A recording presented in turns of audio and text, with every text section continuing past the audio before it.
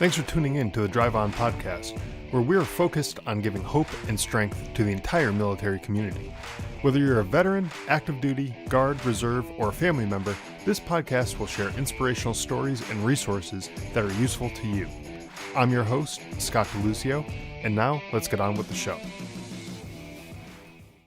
Hey everybody, welcome back to the Drive On podcast. Today, my guest is Dave Morrow. Dave is a Canadian military veteran and host of the Hard to Kill podcast. He's, I think, the second or third Canadian I've had on the show. So we'll be talking a lot about fitness and how you can also become hard to kill. And we'll probably be making fun of each other's accents a bit too, and some other jokes that we'll be throwing each other's way. So welcome to the show, Dave. I'm glad to have you here. Yeah, absolutely. Thanks, Scott. It's always a pleasure to hop on and a fellow podcasters, veteran Army podcasters podcast. And like I was saying, it's always good to be on the other end of the podcast, just to kind of mix it up. If for me, it's a lot easier in the sense that like less prep. I can just talk about me. Yeah. So and I guess that's the focus. Yeah. That's the focus of this right now. It's you. We're talking about you and kind of flipping the script for the host of a podcast. It's sometimes it's a little bit different being on the other end of the mic and getting the questions thrown at you, but it's kind of cool. I've done it a number of times. I've been on your podcast as well. So for the listeners, go check that episode out.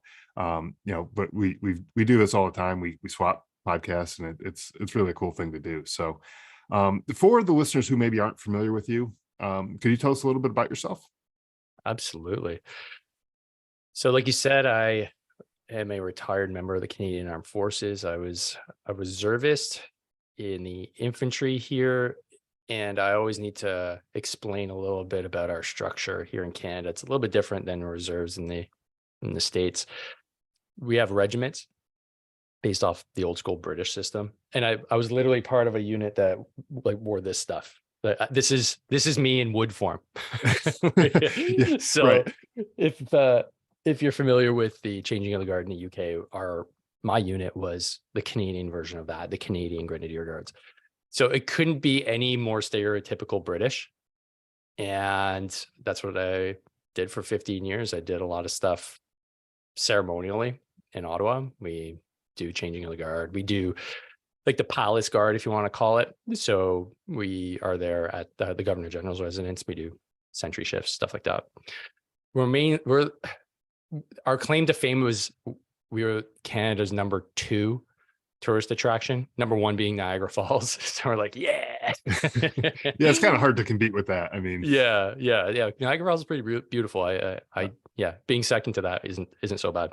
Right. But we're also an infantry unit, and when Afghanistan kicked off, for us it was like 2003. We started sending guys.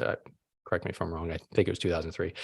Probably we started sending guys overseas around there, and I realized, oh crap, this is a war. 9/11 happened right after I joined. I did my basic training that summer, and then I remember when the towers came down. I was playing football, and I went out to practice, and we didn't have the internet. Well, we did, but nobody had it like readily accessible. You had to go to like the computer lab if you wanted to get online. It took 20 minutes. But all my buddies were like, dude, you're going to war. And I'm like, what? What do you mean? Like, dude, you're in the Army, aren't you? I said, yeah. He said, well, did you see what happened on TV? I was like, no. They're like, bro, get ready. And I was freaking out. Anyways, 10 years later, I'm finally in Afghanistan. And I had the honor of being deployed actually with the 171 Cav of the 10th Mountain Division. Okay. So I spent the majority of my tour with them in Dan District. And then slowly but surely after that, my career kind of came to an end in the sense that I was already a teacher by trade.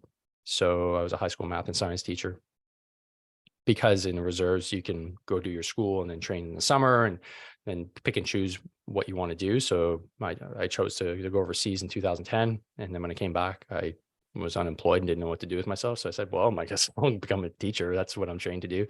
So I did that for a few years, and it just wasn't the right fit, and coupled with my injuries, and I didn't realize I was suffering from post-traumatic stress and a whole host of other things kind of unwound.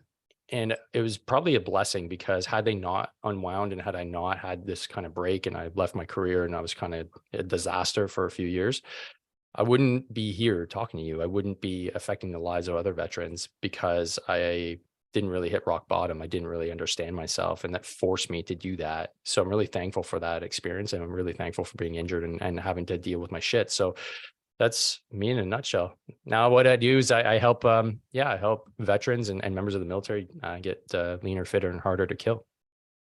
I love how you phrase that, get harder to kill, because you think about, like, okay, let's build up this fortress, and now you can't bomb me, you can't shoot me, whatever. They got all this stuff, but there's other stuff that is involved there too. Like, you got to be fit, physically fit, mentally Mhm. fit. All these things are going to make you harder to kill, and it's a really cool thing. And I think, just going back just for a second to your time as a reservist, I was in the National Guard, which is similar to what you were experiencing, um, and we have reserves as well. But the thing that I noticed, and I don't know if you notice this as well, is the people who were not full-time active duty soldiers who were deploying usually had way more skills than whatever their military job was. So, like, you and I were both infantry, so we were trained on infantry tactics and all that kind of stuff, and that was great. We obviously needed to be trained in that, but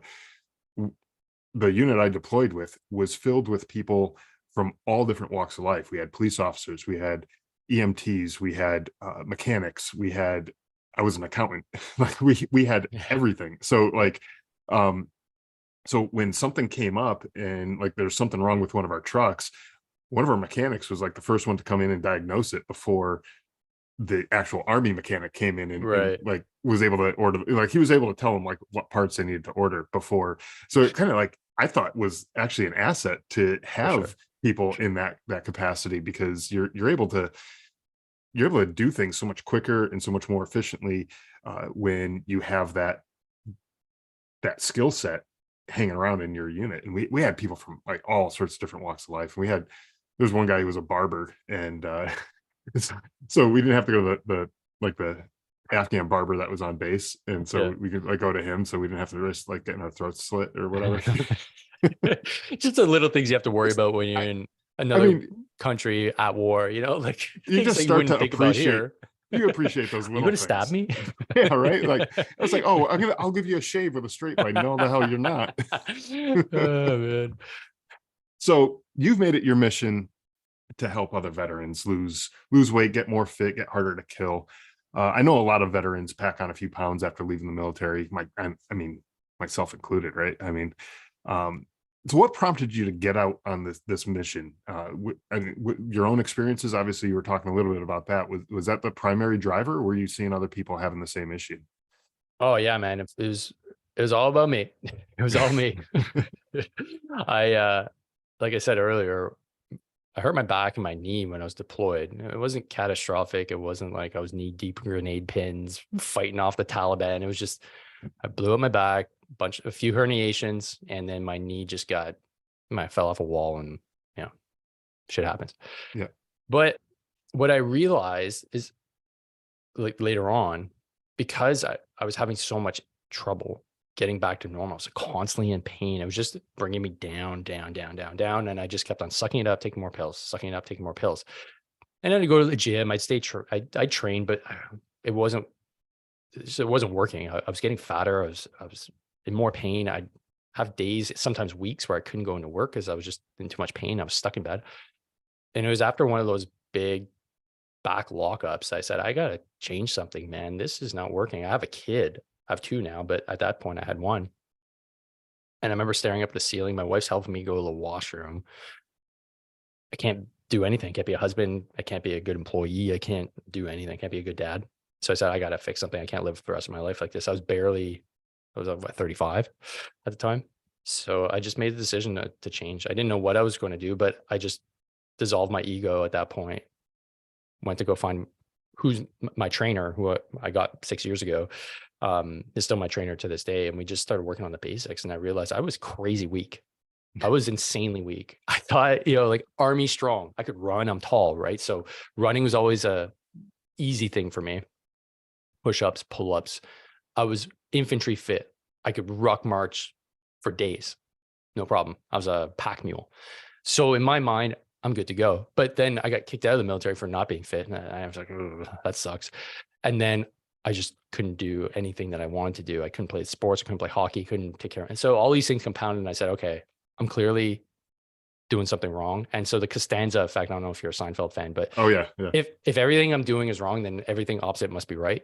So I just adopted the Costanza principle at that point. And I love it.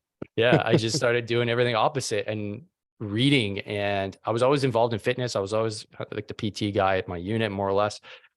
And I just started putting together a plan with my coach, and I started reading. I started reading books by Kelly Starrett, The Supple Leopard. Started realizing, oh my God, I could have fixed everything that was wrong with me, or at least prevented it as best as possible, had I known all of this.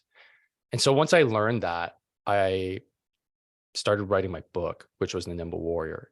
And that was during like the darkest moments of my life. I was in my basement. I didn't know what to do, but I knew I had to do something. So I started writing, and I always liked to write. And it came about because I did a seminar with some troops, because my buddy was, I don't know if he was worried about me, but he's like, hey, why don't you come do a seminar at my unit, man? I was like, okay, cool. So I'm really thankful for that. So I talked to his troops. I said, look, I don't want you guys to be like me. You can prevent things like knee injuries and back injuries with some really simple stuff that I learned over the last few years. So do this. And then I got the after action report, and they said, man, they loved it.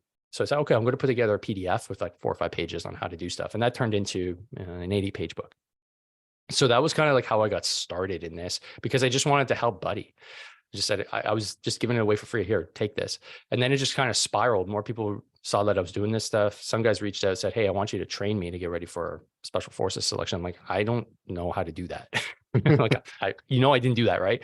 So he's like, yeah. He's like, but I trust you, and let's go. So he ended up making it on the teams, and some of his other brothers came about and said like, hey, I want to get trained too. And then just started to snowball to the point where I had no choice but to kind of start a business. I was just doing it all under the table, and, had a book, and I didn't know how to do payment gateways or anything like that. I didn't know how to do websites. I didn't know anything.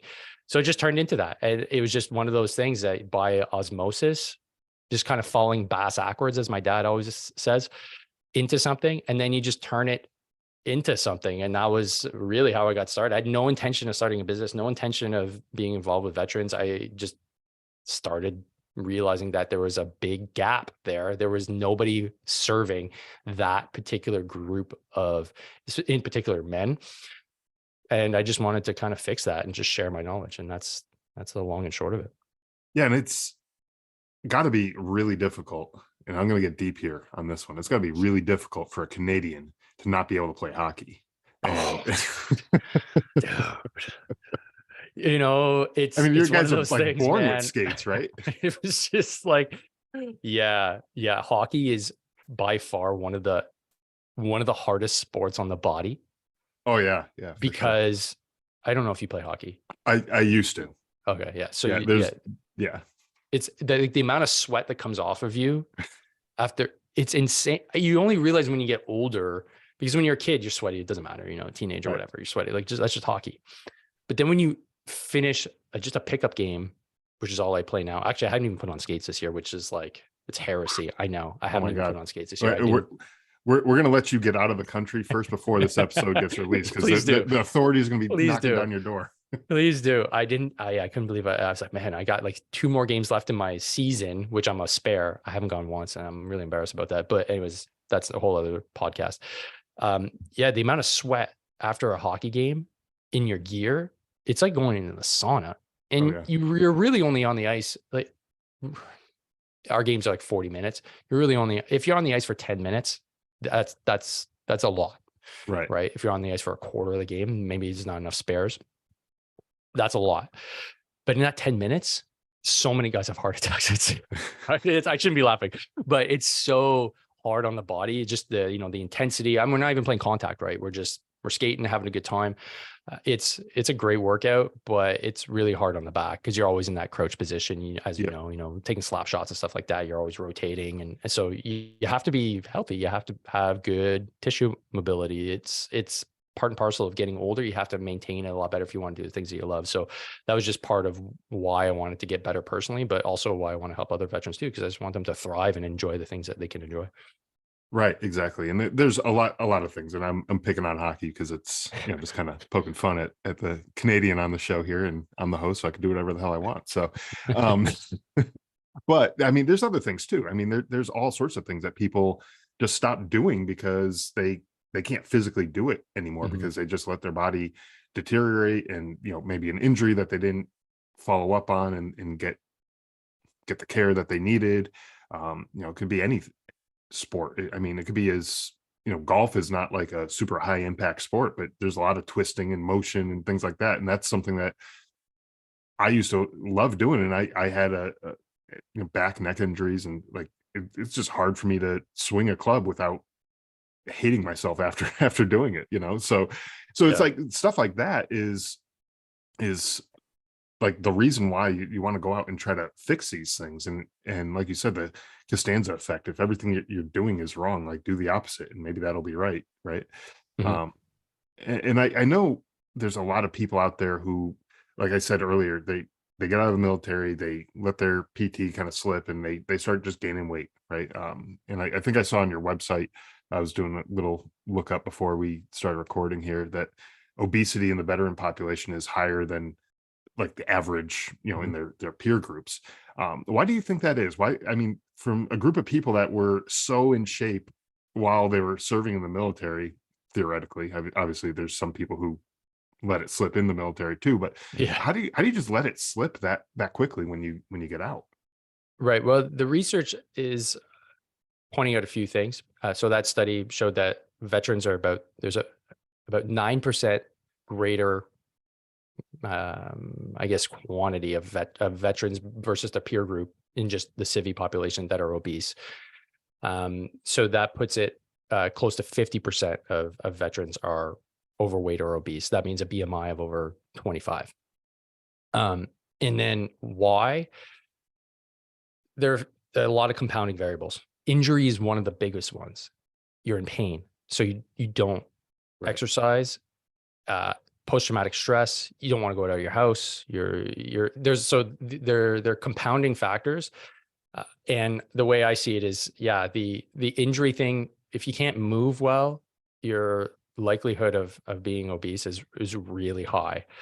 So you need to address that right off the bat, and then understand that you got to pick your hard. If you're not moving because you're in pain, I get it. I've been there. But if you continue to not move because you're in pain, it's going to get worse than if you do move. And so you can sit at home and continue to get worse and worse and worse and be in more and more pain, which is hard. Or you can get up off the couch and do a lap around your block, which is painful. It's hard, but which one's harder for you? And that's the one that's life. You're going to have to weigh which one is going to be more beneficial for you in the end, and which one are you going to decide to do. It's a lot of times it's convincing an individual that, yeah, man, like, I know this sucks. I know it hurts, but you can get better. And unfortunately, I think a lot of us, and I was guilty of this too, I just assumed that I was broken. I adopted the identity of the broken soldier. And that mindset is so toxic. It's like a cancer, Yeah. because it just crushes you. Because for me, I was in my early 30s, and I already assumed that I was decrepit and couldn't do my job, didn't have my career anymore. It's just a downward spiral. But then I realized, after talking to great people, because I started the podcast, no, man, you're not broken. You just need to reframe how you see this. Are you going to overcome, or are you going to let this define you? Because there's a lot of people that are a lot worse off than you that can get after it and keep on moving. Like, the guys that are the amputees, because Right. like, you can do this. And the cool thing about pain, like, you say cool, whatever you want to call it, but the more active you are, the more positive outlook you have, the lesser the effects pain have. So, and that just, everything compounds itself. I call it the Dave Morrow downward spiral of shit, is the one where you get in where it's like, I'm in pain, I'm not going to go for a workout. And then because you don't go for a workout, you're in more pain, so you don't go for a workout again. And so it's a positive feedback loop, but in the negative sense, it just keeps on compounding. You got to get into like the virtuous cycle where you go out for that walk, you get some vitamin D, you feel good. Yeah, you're in a little bit of pain, but you're like, man, that felt pretty good. Maybe I'll do it again tomorrow, and maybe I'll just Right. go a little bit further. And then once you start doing that, then all the good hormones, then all the good feelings, and then it just compounds itself day after day after day. And that's the important part, is that the consistency has to be there. The consistency is king. And a lot of us, I think it's the ego that gets in the way, because we're a unique group of people, because we all had an experience at some point where we were fit, basic training, whatever. You had to be fit. Most civies don't have to ever test themselves physically. So they don't get that, oh, well, I've done something really hard before. And I think it's a double-edged sword, because you may get into your 40s and you want to start getting fit again. You realize, man, I'm 40 pounds overweight. My knees hurt. My back hurts. I'm never going to be able to run like a 5-miler and do pull-ups and push-ups again. Why bother? Because you're thinking, hey, I got to be exactly the way I was in my 20s. Right. No, we got to put that ego aside. I always say your brain's going to write checks your body can't cash at 40 years old. You cannot go out and do what you did in your 20s after being detrained for 10, 15 years. You got to take it slow and just accept that, hey, going for a walk might be your level right now. And then maybe in a year or two, then you can start gripping and ripping barbells and doing CrossFit stuff. But we're not going to start there, man. We got to start No. slow, and you got to put the ego in a drawer and then just get moving. Yeah, and to your point too, if you're sitting on the couch in pain, and that's the reason why you're not getting off the couch and going doing some sort of exercise or physical activity of some sort, at the end of the day, you're going to be in pain anyways. You might as well go do something. Like, take a look at the two activities: one sitting on the couch, the other one, going out and just walking around the neighborhood or something. You're going to be in pain at the end of the day, regardless. You might as well go do something with that time that's going to actually improve your health and overall well-being, right? If it's knee pain, and part of the knee pain is because you're carrying around too much weight, well, go do stuff to go lose some of that weight, right? Like that's going to help you, and it makes a ton of sense the way you put it that way. And even with things like PTSD or other mental health issues, like, you don't want to leave your bed, you don't want to get out of the house, you don't want to go anywhere, right? I think it would be interesting to figure out whether, like, those issues are what causes obesity. So, like, someone who's depressed doesn't want to get out of bed and exercise, like I was just saying, or they eat the comfort food, which leads towards more weight gain, or if the obesity is what's contributing to certain mental health issues, like they get these negative self-image and stuff like that. I could see it being like a vicious cycle where it just kind of perpetuates itself. Yeah, well, the research is there in the sense that if you have post-traumatic stress disorder, you do have a significantly greater risk of obesity. Okay. And the thing that's great about America is that you guys are research machines. Any topic you want on veterans, there's research on it. And it's very clear that when you get moving and you start improving your adiposity, and you start decreasing your body fat, and you start getting fitter, mental health outcomes improve. And there's a great study that came out of the VA where they just had veterans have a 20-minute exercise session before they went into their therapy session, and their mental health outcomes skyrocketed. They just Really? went from, they just had, it's a pretty simple study in the sense that they just measure, like, how are you feeling today? And it's like, not good, okay, like kind of like a Likert scale where you Sure. can pick, and then, so the likelihood of feeling good down the road, months down the road, the individuals that did the 20 minutes before they went in, and it was just a little bit of structured PT. It wasn't anything crazy. They had significantly better mental health outcomes. And all studies basically point to the same direction, where if you are physically active, your chances of having long-term mental health effects, negative ones, basically get evaporated. It really comes down to, the old Greek saying, anima sano and corpore sano, a healthy mind and a healthy body. You can't disassociate both. They have to be part of the whole solution. When we say holistic health, you can go to your therapist. It's important. You're talking things out.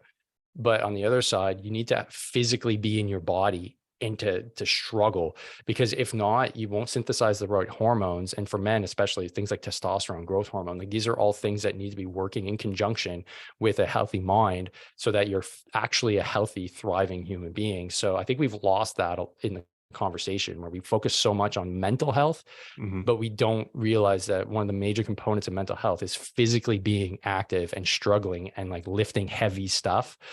It can eradicate a lot of the issues, but it's just getting to that point and understanding the importance of it that needs to we need to get over that hurdle first. Yeah. And, when people use the phrase like holistic medicine, holistic health, and all that kind of stuff, sometimes people kind of just dismiss it as some, hippie kind of nonsense kind of thing. But it really, I did too. what it's, well, I know I'm the same way until I started actually like understanding like what they're actually talking about.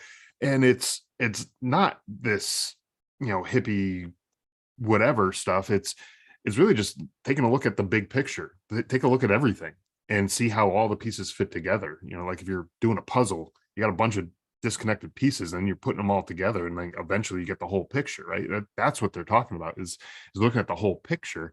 And yeah, you're right, your physical health is directly tied to your mental health. I mean, it's a huge thing. If you never get outside, you never move heavy things, you never move your body and do anything to sweat or whatever, you're going to start feeling down on yourself. And it's I mean, I don't know how else to put it. Like, it's just going to happen. Like, it sucks, but that's what's going to happen. Yeah, 100%. I mean, I'm going to paraphrase here, but Jocko Willink is one of my favorite podcasters, right? Wait, not me? Come on. Well, I mean, yeah, of course. You're my favorite Army podcaster. Oh, okay, cool. Yeah. He's my favorite Navy podcaster. So there was a reel that came out. I can't remember what podcast he was on. They're like, hey, what are the things you need to do to be healthy, Jocko? And you know how he is. He's very pragmatic. He's like, eat good food, drink water, do jujitsu, hang out with your friends. And like, he had a fifth one. I can't remember what it is, but it's essentially, it doesn't need to be complicated. Eat good food, drink enough water. Oh, get outside, do jujitsu. Like it seems so simple. Of course it is, because we're humans, but we overcomplicate things a lot of the times. And that's unfortunate, because at the end of the day, it's not overly complex. It's just, we are presented this like huge problem and all these compounding variables, and oh my God, my mental health, and I don't have tight enough connections. And but if you just simplify it and use the analogy, I would say, like, how do you eat an elephant one bite at a time? Right. Just don't try and change everything all at once. Don't try and change your nutrition and change your fitness level and change your connections with your family and change you're not going to be able to do it all at once. It took decades to get you where you are now, where you might be a little bit confused. Well, give yourself some time, man. You're not going to fix it in a month, 2, 3, 4 months, even. Maybe it takes a year. Maybe it takes 2. It's taken me about 5 years now. And I'm like, hey, I'm doing pretty good. I'm tracking in the right direction. I feel like I've kind of got things under control. I know how to add weight. I know how to lose body fat. I know how to stay strong at my age. I know when to call it quits. I know when to push a little harder. But that's taken like 5 years of my life to figure this out. It's not just an overnight thing. And I think we're so used to just quick gratification. Right. Because it's like, hey, but I worked out this week. Cool. Just keep on doing it, man. Like, just keep on going. Do more of that. Exactly. Do more of that. Exactly. We have that the on-demand Amazon delivery kind of thing, like where you order something 8:00 in the morning, and by noon it's on your doorstep, and it's like you just have that instant gratification. It's like, okay, well, I went to the gym this week and I still weigh the same amount, or maybe I even gained some weight or whatever over the course of the week. Like that happens too. But like, over time, you keep doing the right thing, you're gonna start to see the results that you're looking for. You're gonna start moving in the right direction. But we are creatures of habit, and we find our comfort zone. We do the things that we're comfortable with. But what got us to where we are is not going to get us to where we want to be, as far as our physical health or mental health, anything really. I mean, if we want to be someplace else other than where we're at right now, we got to do something different. Otherwise, it's just insanity thinking that we're going to do the same thing over and over again and just not, and just have some sort of different result come up. Like, it's not going to happen. It's fascinating dealing with human beings on a regular basis. I've dealt with, obviously, troops. I've been a troop. I've dealt with high school age boys when I taught at the high school I was at.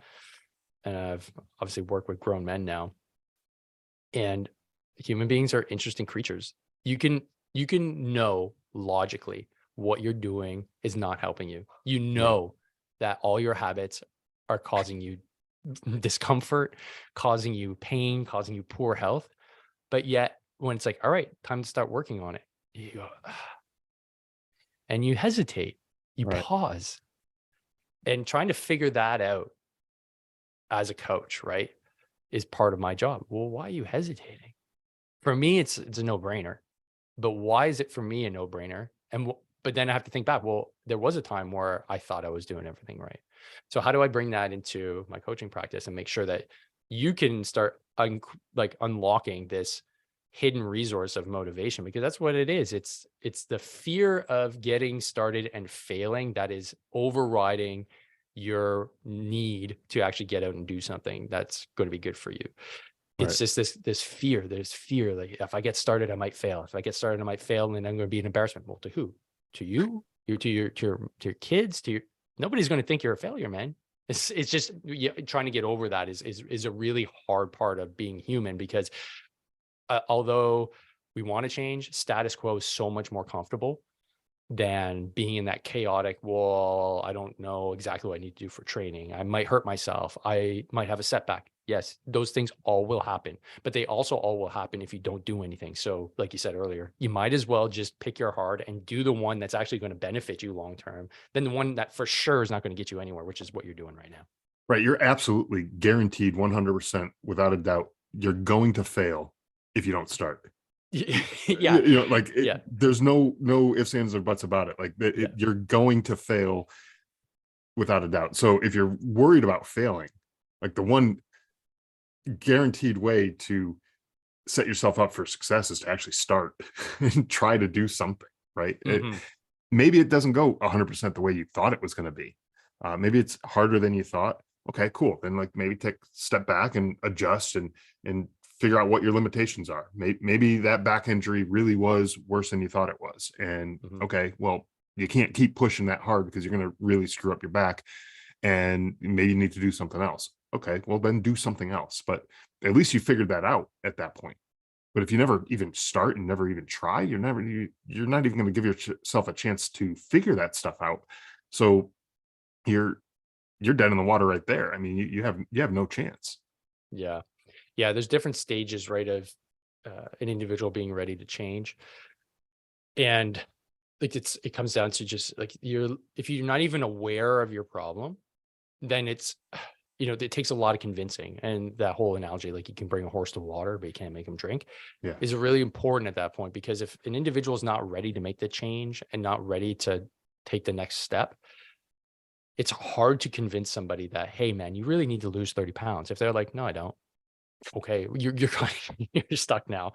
All Right. right, I guess you don't. So it's the individual that is ready for that change, where typically they have either an event in their lives where they might have a friend or a family member that passed away, maybe from diabetes or something that could have been prevented, or they realize, especially guys kind of our age, right, in our 40s, and maybe even to your 50s, but especially in the late 30s, 40s, a lot of us have kids. And that was just a switch that went on for me. Oh shit. I'm responsible for these kids now for at least 18 years, but I don't just want to be here for 18 years and just Right. exist. I want to be able to kick ass and take names. And I want them to be able to say, hey, dad is like out on the field with us, running around.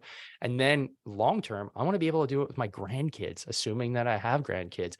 That long term thinking requires me to do a ton of work over and above what I do professionally, so that I can stay fit and healthy. I want to be able to run. I want to be able to jump. I want to be able to do all these things. Well, I got to put the work in now. But for some, that's such an insurmountable amount of work that it's just easier just to not start.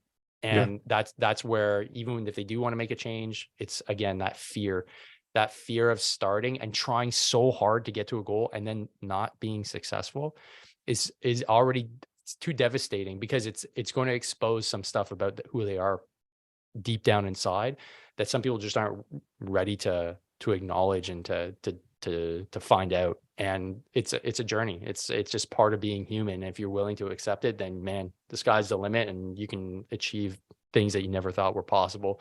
But you just got to take that first step. Yeah, absolutely. And for the longest time, I was this person that we're describing who was just like, it hurts too much. I'm just not going to do it. And I did. I was gaining weight. I'm still working to get some of that weight off from back down to where I was. Um, and earlier this year, I went to the doctor and I was like, look, I got neck pain, I got back pain. I got to figure out what's going on. And they they did all sorts of tests, all these different things, and you know there's disc bulging and like, all the time, carrying all the weight, the rucks and all that kind of stuff. A couple injuries that I had while I was in the military just are now getting to the point where it's really hard for me to do it. There's arthritis. I'm 41 years old. And they told me I had arthritis. I was like, you got to be kidding me. Like that's stupid.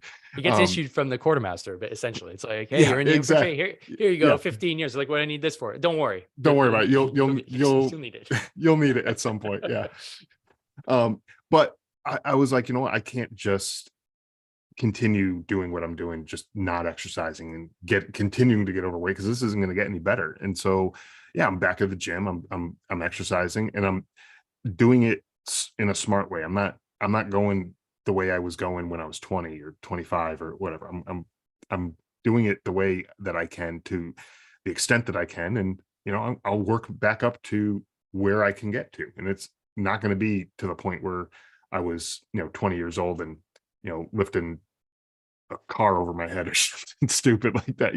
Like I'm never going to be that way again, but I can get better and I can always be better than I was the day before and just keep working to get that way. And that's, I think the goal, right, is to just keep pushing forward and keep trying to get better.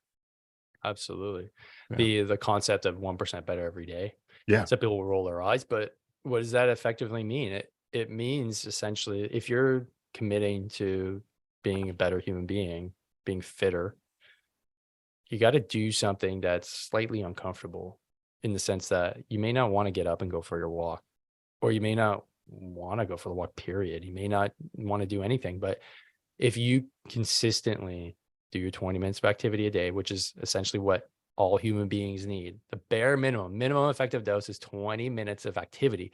I'm not talking about going to do deadlifts, Yeah. but going for a walk is activity, low grade activity. But 88% of us don't do it. If you did that for a month, 30 days straight, 20 minutes going for a walk, guarantee your body changes. You lose weight, you feel better, rain or shine. Every time you do it, you're 1% better. That's just the way it is. Right. And just those simple habit changes can totally reframe somebody's mindset because they realize, oh, I've been making this super hard for myself. I don't have to go for a run. I don't have to go lift weights. If your goal is just to be healthy, then just do what nobody else is doing. You'll be in the top, 12% of North Americans if you just go for a walk every day for 20 minutes. That's crazy. You're like an elite athlete at that point compared to everybody else, So Right. you do that for a year, 2, 3. The comparison between who you would be and who you and who you are, like the curve just goes exponential at that point for health and longevity. So that's all it takes is just 20 minutes a day. And then there's the people who just kind of come up with the excuse. It's like, well, I don't have time for that. And it's like if you normally wake up at 6 o'clock in the morning to get ready for work or school or whatever it is that you're doing, you get up at 6. Okay, well now set your alarm for 5:30. Boom, you got the time. I just found the time for you. It's easy. Time is so it's almost a laughable excuse. Right. Oh, dude, I don't have time. I'm super busy. Yeah. Cool. Yeah. So there's no point in your day that you just have 20 minutes just lying around. You don't go on YouTube. You don't watch any TV. Okay, cool. Yeah. You don't scroll on your phone for 30, 40 minutes because I'm pretty sure you do. You don't have a lunch hour. You don't have any of that? Right. That's crazy. You must be the most busy man on the planet. But then even if you are the busiest man on the planet, why wouldn't you prioritize your health? And that's where you see the discrepancy between like the high performers and those that are not really performing. The high performers understand if my brain, if I want it to work at peak capacity and I want to be able to make deals and I want to be able to run stuff, and Well, they prioritize their fitness and their nutrition and everything Yeah. because all their cells need to be working for them, not against them. So I just did a series on the podcast, Fit to Fight, and I just took a bunch of veterans that I know well and that are extremely fit and then are extremely busy professionally. And they always find time to train. Like one of them just goes at the lunch hour and does like 100 reps of everything for 40 minutes and then goes back to work. He's an executive at Google. Like you can do it. It's not, there's no excuse. They just go faster. They just do it. I know I need to. So let's just grip and rip, go Yeah. in, out, and done. And so there's always the time. The time is not the excuse. It's the internal motivation. That's always the big holdback. So yeah, if you need time, man, we can find time.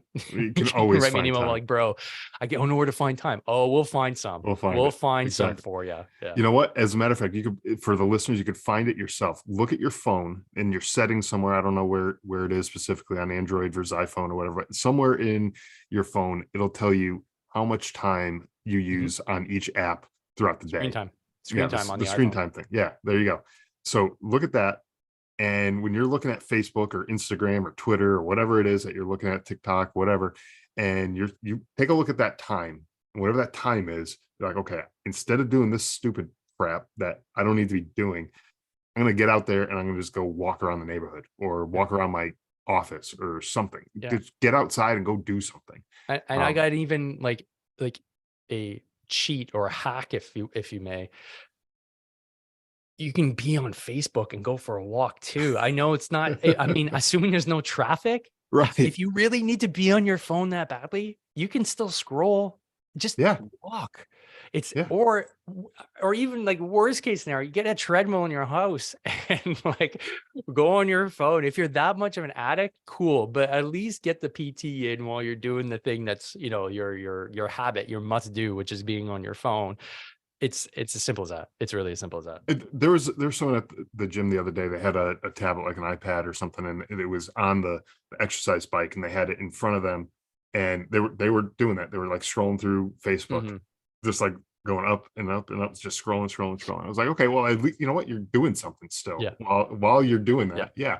So that hack works too. I mean, that's certainly an easy way to fix that. Is just get it in. Do both. I mean, if you can't, I mean, if you're the type of person who can't chew gum and walk at the same time, then maybe don't do that. But yeah, I'm not advocating going for walks on busy streets with your head down in your phone. Please don't do that. No, definitely don't do that. Too many accidents, like horrific. Well, yeah, no, please don't do that. But and definitely don't ride your bike when you do that too. Like that would be terrible. In my neighborhood in the summertime, I don't know how these, what do they call them? No, I'm a millennial. So what's below them? Gen Zs. Right? They're on their they're not skateboards. Are they like long? I don't know. They're on different kinds of boards than I had when I was a kid. And they're on a phone and they're like navigating, and dude, really? Bikes, you name it. I can't picture a world where I would be on my phone on a bike on a city street. That just doesn't compute for me. It's just this whole like hard to kill mentality. Yeah. Oh, I want to live. That makes you easy to kill. Yeah. Like you're dead. Like one ride, you do that once and you're gone. That's it. Yeah. This will be the last conversation. You really don't perceive any threat right now. There's no threat to you. That you live in a world where there is 100% safety, where everybody who's driving their car is looking out for you. Yeah, bro. If you're on your phone, what do you think half the people are doing in the cars, man? They're on their phones too.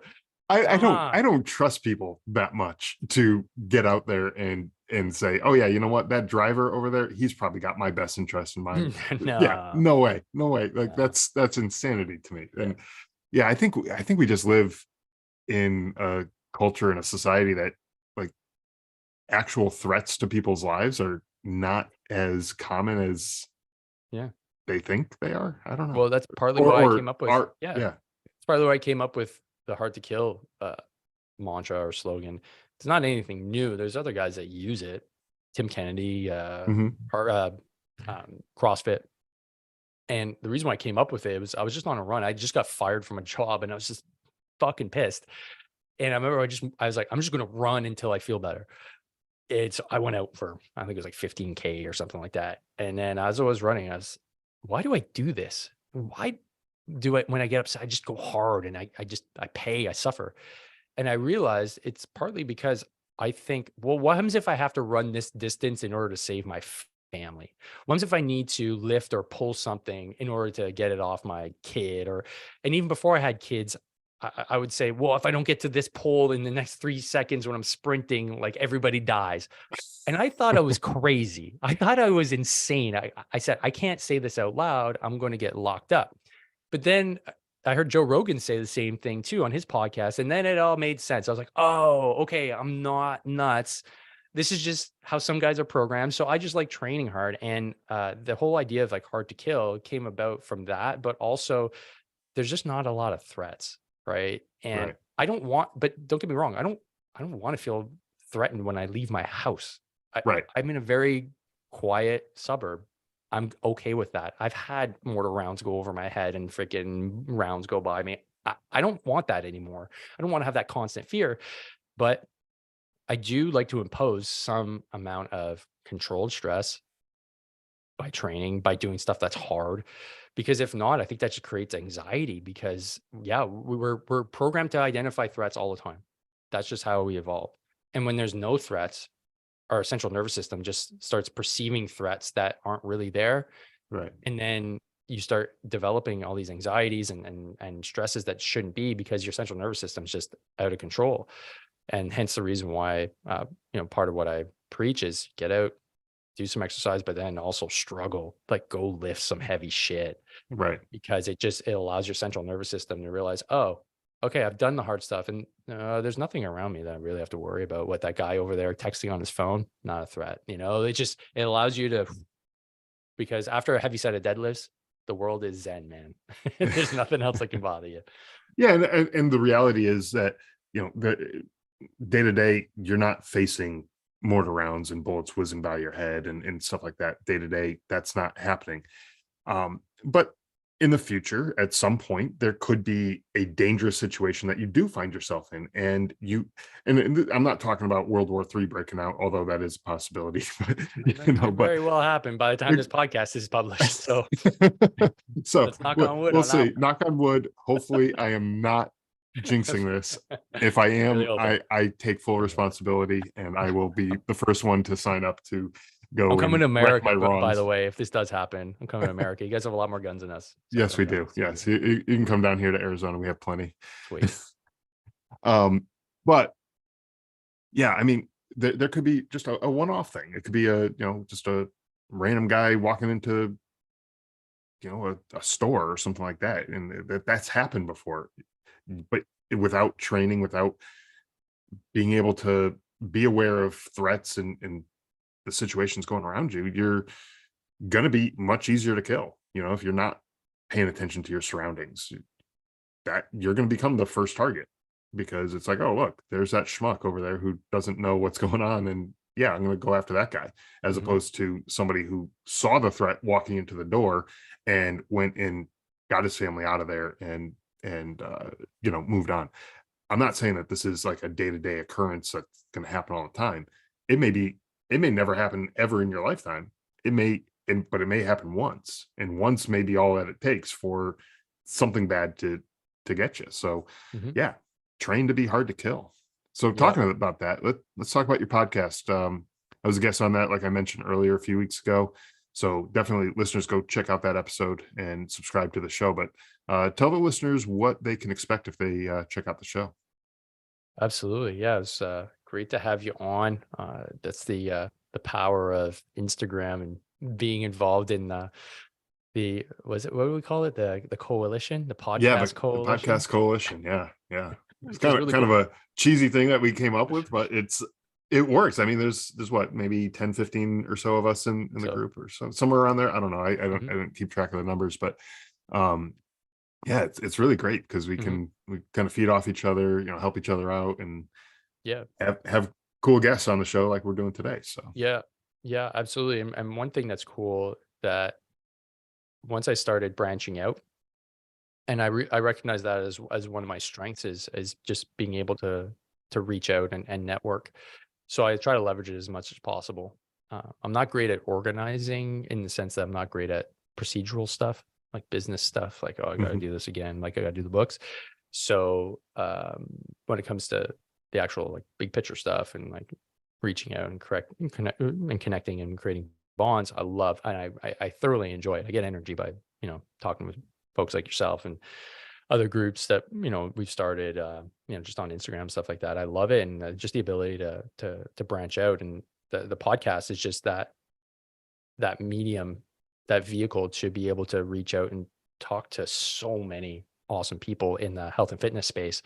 And I created the podcast kind of around the same time where I was creating the book, partly because I needed free therapy, but also I didn't know what else to do. I was really like, my studio is my basement, so I'm in my basement right now. And my buddy had started one a few years earlier, and I just thought it was for nerds. He started this podcast for rugby coaches. All right. And I listened to it. I just thought, dude, all right, you do your podcast stuff. But then he interviewed Kelly Starrett, who I mentioned earlier, who wrote the book, The Supple Leopard. And I was reading his book and it was helping me out a lot. And I'm like, wait, hold on a sec. He's a New York Times bestselling author. How are you talking to him on your podcast? He said, I just emailed him. What? He's like, Right. yeah, I just had a conversation with him. I'm like, did you pay him? He's like, no. And then the light went off. I was like, oh my God, I could talk to all these people just by sending him an email. They seem famous to me, but like, let's be honest. A guy like Kelly Starrett, who has hundreds of thousands of followers on Instagram, is not Brad Pitt. Brad Pitt's famous. These influencers, they're famous to people that follow them. And so Right. then that kind of the light went on there too. It was like, oh, so wait, I could talk to him. And then I just started sending out emails and talking to individuals and just being able to bring a broader sense of what fitness and health is to the veteran community, because that was my goal, to try and be able to be a voice of, health, fitness, reason, logic, whatever you want to call it, in a niche that isn't really well served. I mean, there's a lot of veteran podcasts out there. There's a lot of health podcasts out there, but to be specific for the veteran and military individual, that really wasn't there. So I wanted to bring my science background that I had. I wanted to bring my teaching background and everything I've learned from fitness and health to the community. And so I'm 4 years in now. I had some amazing guests, you included, and I try to pull the biggest or the best individuals in their field, whether it's cardiac surgeons, fasting, weight training, whatever it may be, mental health. I try to bring them onto the podcast to have their voices heard within our community as much as possible, so that individuals can get healthy and fit basically for $0. All it costs them is a bit of time. Right. And you could, with 100 and almost 50 episodes I've done, you could put together a badass protocol for yourself. And within a year, you'll be probably in the best shape of your life. And that's been the intent since the start. Yeah, it's great. And I love the thing that you were talking about with podcasting is how it opens up doors to be able to talk to people who you previously would have probably no business talking to, no Right. reason to reach out to these people. And I've had people on my podcast, and afterwards I was like, holy crap, I can't believe I just had an episode with this person. I didn't have to pay them anything or anything. Like Yeah. they came on, they were willing to share their stories. And Mhm. you mentioned Jocko. Yeah, I haven't had Jocko on the podcast, although that would be awesome. Yet. Yet, When you do, yet. hook me up. When you do, hook me Yes, up. yes, it'll be in the contract. It'll have to be done that way. But Dave, hey, like, what's this Dave Morrow? What's that? Yeah, don't worry about it, Jocko. yeah, Just fine. he's a good guy. If you can get past the accent, he's fine. He checks out. But yeah, I mean, I've had people like um, uh, Mama Lee's Mark Lee's mom. He mentions him on the Jocko podcast all the time. She's been on his podcast. I've had her on my podcast. She actually lives in my town, Oh, which nice. was really cool. We met just by chance at some event that we both happened to be at, and I was like, would you want to be on the show? And she's like, yeah, sure, no problem. So we did it. I was like, holy crap, like I've heard about this lady for years, like listening to the Mhm. Jocko podcast, and I'm like, oh, I didn't even realize she lived in my town. So it was like that's Oh, pretty wow. cool. Um, Cool. but yeah, it opens up so many doors, and you get to talk to so many people. And you're right, it's like therapy. Like you just get to talking to people, and it just, I don't know, like afterwards you kind of just feel good about the conversation and everything. It's kind of cool, and for it's actually surprising for me because I'm a total introvert. Like I don't go out into big crowds and get energy from those crowds. It's like sometimes I come back from big crowded events or things where there's lots of people, and I'm like, I just need to like hide away for like a couple days to like regain Recharge my the energy. batteries. It's like the complete opposite. But like doing the podcast, it's for some reason it just works for me. And I like having this conversation right now. I'm like, this is awesome, and so it's really a cool thing. So yeah, for any of the listeners out there on the fence about starting a podcast and think it's just for nerds, um, Cool kid thing now. it is. It's definitely the used to cool do thing. it. Yeah. Yeah. I mean, if you're not doing it, then maybe you're not the cool kid. So I guess that's what we got. Yeah. But Yeah. anyways, David, man, it's been awesome speaking with you today. I think this is definitely a much needed conversation. As much as the mental health thing is needed to be discussed, I think the physical health is needed as well. And I think it's awesome what you're doing. So thank you for taking the time to join me on the show and share your information. Really has been a pleasure. Yeah, absolutely, Scott. Yeah, it's been a real hoot. I love being able to hop on and share what little I've learned over the last few years, but to also do it down south, which when I say down south, I don't mean Arizona, I mean the United States of America. With my brothers and sisters down there, it's always a real hoot. But I'll be going down to Vegas actually in November for the Military Influencer Conference, which is like the best conference on the planet. Last year was just like, I know. So, I didn't get to go last year, but I'm planning on going this year. Just I have a couple schedule things that might kind of screw things up. So I definitely want to be there. I have it dude, we're on booked the up. calendar. We're But booked up. I've already got everything booked. We got the hotel booked. We're good. We just need flights. We're already good to go. So excellent. we're bringing more Canadians too. We got like a present showing up. Oh So it's gosh, gonna be maple syrup it's gonna and be flowing. like Tim Hortons doubles. We're gonna bring some hockey sticks. We're gonna bring the heat. Bring the Canadian heat. It'll be great. That's awesome. Yeah, no, I'm really hoping to be able to get to it. And yeah, if I'm there, we are definitely hooking up and maybe do another episode or something there. And Of course. that'd be awesome. So cool. Awesome. Well, thanks again for taking the time to join me. I really appreciate it. Yeah, no worries. Always a pleasure. Thanks, Scott. Thanks for listening to the Drive On podcast. If you want to support the show, please check out Scott's book, Surviving Son, on Amazon. All of the sales from that book go directly back into this podcast and work to help veterans in need. You can also follow the Drive On podcast on Instagram, Facebook, Twitter, LinkedIn, YouTube, and wherever you listen to podcasts.